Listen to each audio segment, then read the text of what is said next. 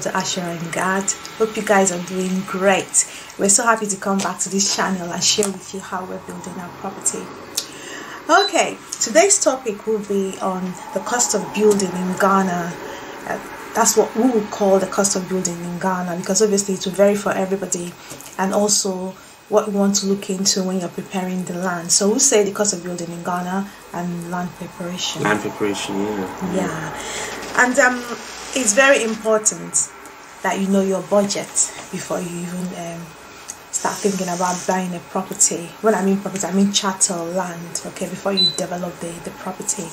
And for us, you know, everything we do, we go straight to the Bible. The Bible, the Word of God, is our inspiration, is our strength, and everything. Yeah. I'd like to take you through the scripture. So if you go with me to Luke 14, verse 28, I'll read. If one of you wanted to build a tower, this is Yeshua speaking. Yes. If one of you wanted to build a tower, wouldn't you first sit down and calculate the cost to determine whether you have enough money to complete it? Otherwise, when you have laid the foundation but couldn't finish the tower, all who see it will begin to belittle you. Now I'm reading 30. This is CEV version. 30. They will say, here's the person who began construction and couldn't complete it. Oops. Yeah. I know. So that's Yeshua telling us you have to think everything thoroughly. Yeah. Do you want to say anything? No, go. Yeah. Oh, okay. Right. So having, you know, that in mind and putting your house in order, your finances in order.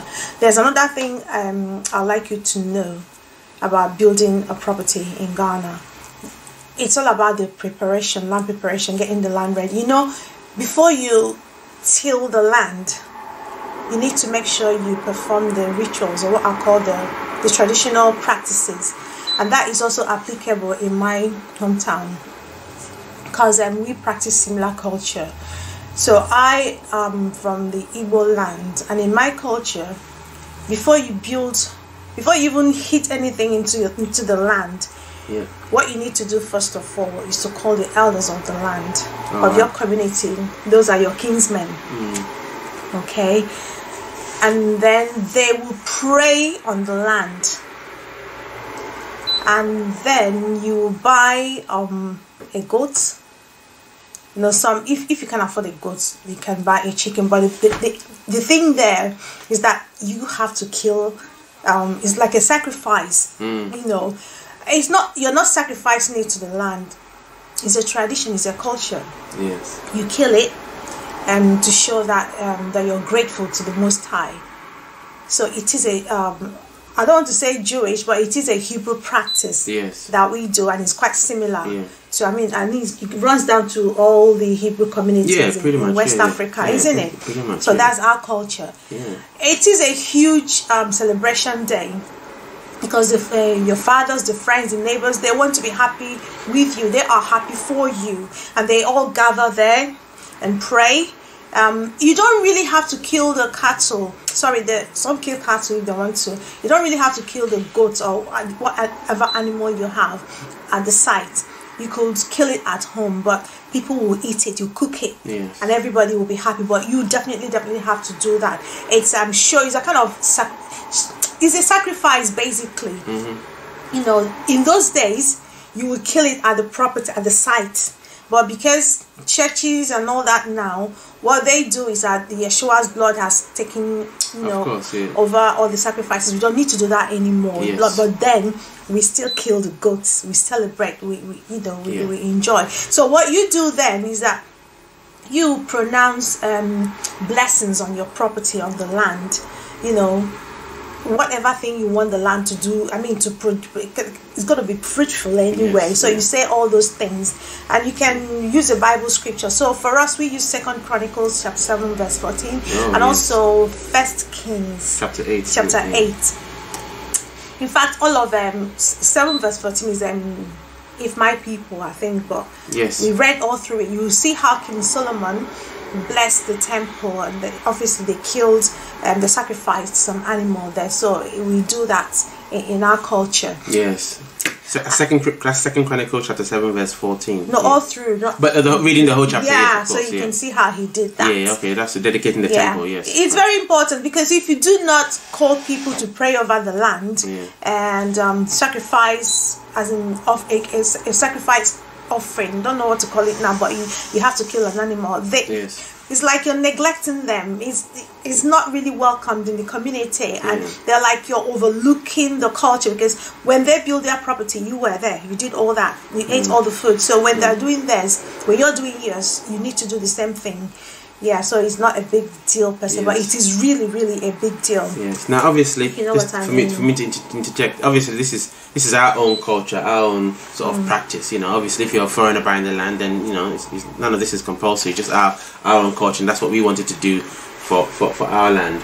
I mean, well, even if you are of the people, and you know, it's entirely up to you. But we wanted to follow the practice of our ancestors, and what we feel is biblically important to us, especially the prayers, you know. Prayers. Yes. Yeah. And if anybody else is wanting to know, the cost of the goat was 200 Ghana cedis. Sorry, no, hold on. 500 Ghana cedis. Sorry, pardon me. 500 Ghana cedis was the cost of the goat, and that is about £40. Wow. £40 or $52 US for a goat. Oh, that's amazing. So that's pretty much what you need to do to get the foundation ready. So once you've done that, they can start clearing the ground, getting rid of the trees and everything that's there, you know, before they start the foundation. Exactly. So I'll hand over to Kingsley. He'll tell us a bit more about that. Yes, exactly. So really, in terms of the points you need to consider, as Crystal just touched on it, is the first thing in the land preparation you do is to clear the site of all the debris, and you know, the vegetation topsoil is quite important to get rid of that. Now you can see I'm going to share a recap of our last video. So coming up on your screen now is the video that the agent sent to us when the land was in its original state, and coming up on your screen now, you can see, if you remember, you can see, you know, obviously it's quite bushy, and there's a big tree or medium-sized tree in the middle of the land, and we had to cut that down and remove it, which we've done now. So again, coming up on your screen is a second video which shows you the land after clearing, and you can see that a good job was done. It's quite a big land, you know. This is 2 plots, you know, each plot being 70 feet by 100 feet. Everything is gone. Topsoil's been removed, and you can see shortly that the tree has also been chopped down, and it will be cut away and then, you know, sent away. And that's basically the land having been cleared. It was an operation that really was done in a matter of a day, so it doesn't take too long to clear the land. But that is the first. They were very fast with it, weren't they? Yeah. It was quite hot as well, but the guys turned up quite early. I think they started about, I think it was about 4:30 or so in the morning. Yeah, because you know, in Africa, in Ghana, it's very hot, and you know, not a lot of people want to work around 12, 1 o'clock. That's lunchtime, because it's really burning. Yeah. So essentially, another thing you need to consider in terms of the land preparation is to set up all the necessary facilities and the services for the tradespeople who work on site. You know, and one thing we will recommend is a site hut. You want to construct a wooden site temporary hut where you can store all the materials that you use for the land preparation or for the foundation. You know, the wheelbarrows, the shovels, the drawings of the building. Like a shed, like a temporary shed, but a significant size. And also, here's one big tip: the cost of goods and the cost of materials are rising rapidly. For example, the cost of iron rods and steel has increased significantly. 6 months ago, 1 ton of iron rods cost about 3,300 Ghana cedis, which is about, call it £300. But now, 1 ton of the same iron rods cost about 5,500. Oh my God!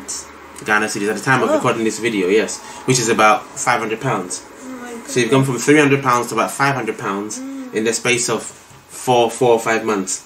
Okay, so if you can buy in bulk, especially iron rods, because you're going to need a lot of iron rods for the foundation, throughout the house, for the roof, whatever. So if you can buy in bulk and store on site in this significantly sized, you know, wooden hut, then that will save you a lot of money going forward.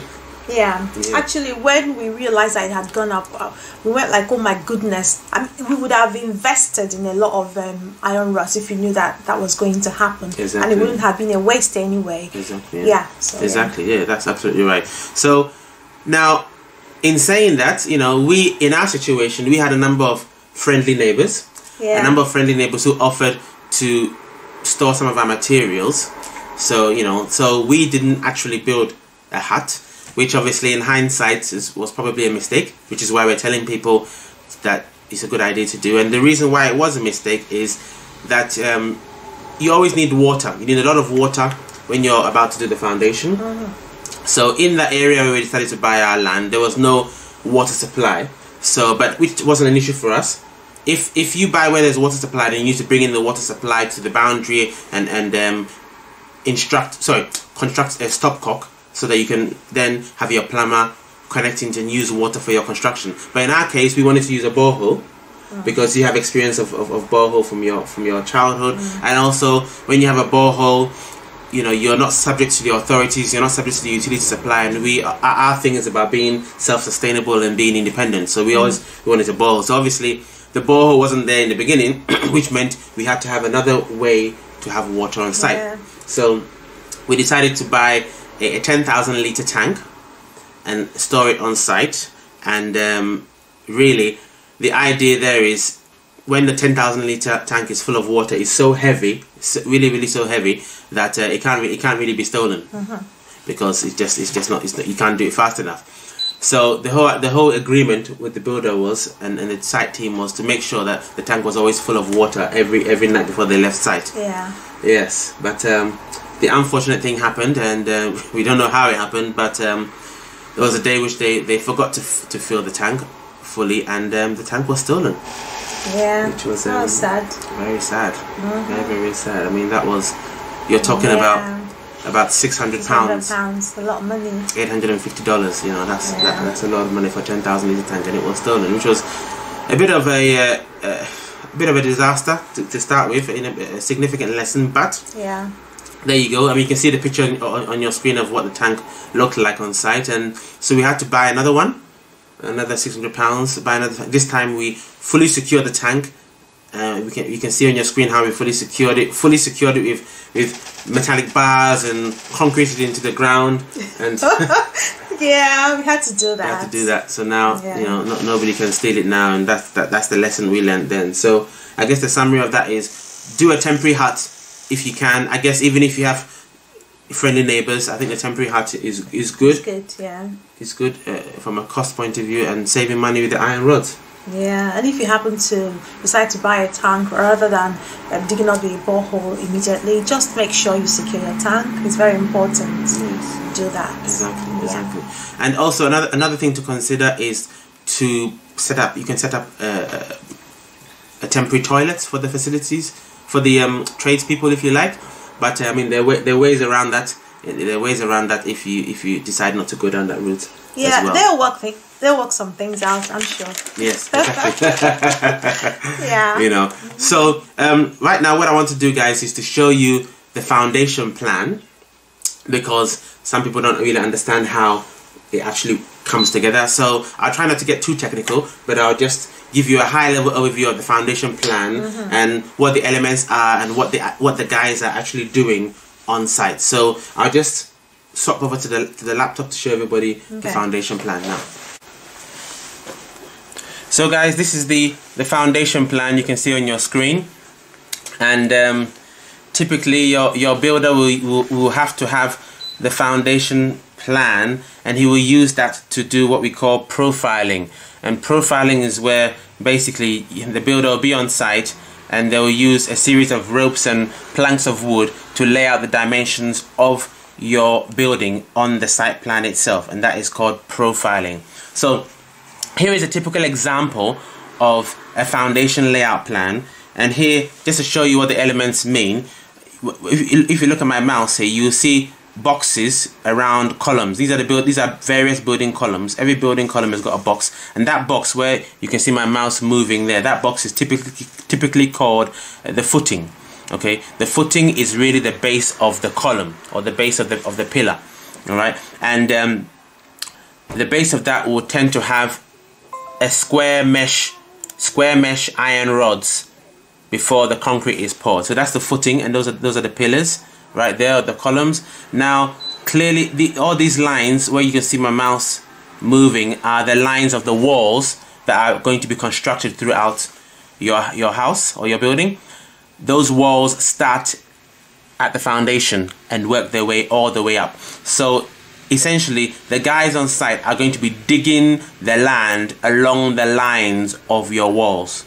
All these horizontal and vertical lines, the guys, and the semicircular lines, whatever lines that they are on your design, the guys will be digging the ground along these lines, and they'll dig to the depth that is shown on your foundational structural drawings. Okay, so I hope that helps give a bit of understanding to you. Guys, so coming up on your screen, you can see pictures of the builders on site, on our site, with the planks of wood and the ropes really doing the profile as I just explained. And also there's another picture coming up where you can see what a footing iron rod mesh actually looks like. It's a square, square made up of many squares, iron rods that goes at the footing, as in at the base of the starter pillar or the column, before the concrete is poured. Okay, another consideration when it comes to land preparation is to buy all the block work that you need for the foundation. Yes. Well, I didn't know that you could actually buy the blocks instead of making them yourself. Right, because I remember back home when we were building our one, when I mean back home, I mean in the Igbo land. Yes. They made the blocks there themselves. Yes. Because that will help you to you know the quality of the blocks you need. So you inspect everything and make sure you get the right quality. But I also think that when we did ours, there are different qualities also. So whoever is supervising the project for you will be able to identify the best quality for the land. Exactly. It's very important, because if it's not strong, you know that. Yeah. The building will collapse. And you make a very good point there. You can make the blocks yourself, but obviously it will be cheaper to make the blocks yourself. But it will be cheaper, won't it? Yes, but then it's labor intensive.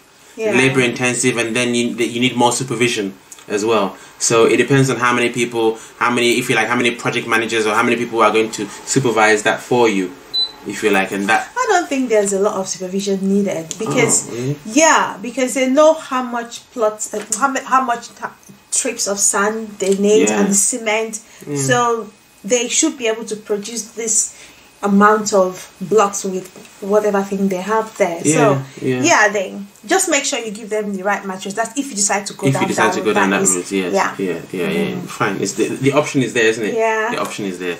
Okay, so another last consideration, I guess, in terms of the land preparation is, again, depending on the setup of your land, whether you have a caretaker there permanently or you can set up, if you like, a concrete mixing station, right? Because you will need concrete as you dig the foundation. You need to lay concrete, so you need to buy gravel, stones, and sand as well, and have them stored somewhere in the corner somewhere. And you can set up a temporary mixing station, concrete mixing station. Or if you don't like to do that, then what you can do, what we did, is we just simply hired the concrete mixer when it was time to mix the concrete. And I think probably that's what most people do as well. But it's just to let you know that there's an option of having it sit there permanently, or to hire the mixer when you need it. But you definitely need to buy the sand and the gravel, and have the lorries deliver that to a place on site, away from the construction of the building, just in the corner somewhere, to use it when necessary. It's quite exciting, because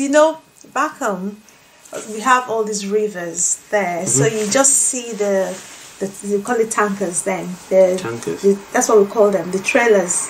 Oh, okay, fine, The tippers. They call them tippers. You see these men just go straight into the river, dive out. They dive in and they come out with this block of sand, and then they put it into the truck. So it's quite a sight to behold. So we have all these things back home. Honestly, Africa is really, really rich. Exactly. And I guess the moment of truth is the cost, the budget. What was our budget? And you want to talk about how much we spent and how much we thought we would spend on the land preparation? So our budget was 1K5. Yeah, 1,500 Ghana cedis. Ghana cedis. Yes, it was. Well, unfortunately, we had to spend much more than that. We spent 2K instead. 2,000 Ghana cedis, and that was because of the tree. Yeah, and then they had to uproot the tree, so they charged us a little bit more. And 1K5 in Ghana cedis is equivalent to 180 pounds. Approximately. Yeah. Yes. And that's about it, really. And obviously, 2,000 Ghana cedis is what we spent, which is about 250 pounds. I mean, the reason why that was an oversight on our part, because the budget was done based on our drawings. You know, we had a budget before we actually bought the land. So that's why, unless obviously if you know the land you're buying, then obviously you can budget, because you see the tree there and you can budget. But we didn't know. Yeah. And also the cost of 180 pounds, which is 1,500 Ghana cedis as a budget. It was just for a plot of land. Yes. We just cleared a plot of land because we wanted to build on just one plot. So if you were going to build on 2 plots, it will cost a little bit, maybe double the price, maybe. Possibly, I don't know. Possibly. It will cost a little bit more. Allow a bit more. Yeah. And that single standard plot is, as we know in Ghana, is 100 feet by 70 feet. Yeah. Okay, 100 feet by 70 feet. In area terms, is 650 square meters. All right, 650 square meters. So I think that concludes our land preparation video. I think that's a wrap. Yeah, that's a wrap. Yes, from you, it's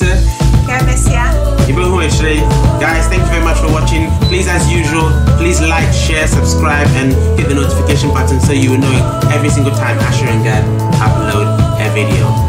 Thank you. Take care, guys. All the best. See you next time.